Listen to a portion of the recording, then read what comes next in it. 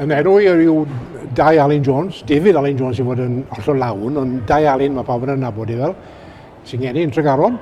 Tipyn o flynyddoedd yn ôl bellach, a dwi'n byw yn Aberystwyth ers dros 100 mlynedd. Wedi gweithio'n Llyfrgell Genedlaethol am 37 mlynedd, a wedi bod yn gysylltiedig â pêl-drod crefydd yng Ngapel a'r Gymdeithas yn gyffredinol.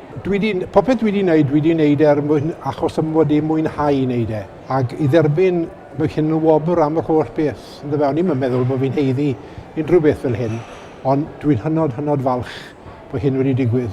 Dwi wedi weld yn digwydd i bobl eraill ac o'n i'n meddwl, digwydd hyn beth i fi, achos dwi'n gwneud dim byd, ond dwi'n falch yna fe beth sydd wedi digwydd. Ond mae'n golygu lot i fi fel unigolyn, mae'n ngwraig i geni yma, mae'r ddwy ferch yma, mae'n mab yng Nghyfraith yma, da di tri o'r wyron wedi cyrraedd, felly mae'n ddwrnod i ni fel teulu yn ymyfrydu yn beth sydd wedi digwydd.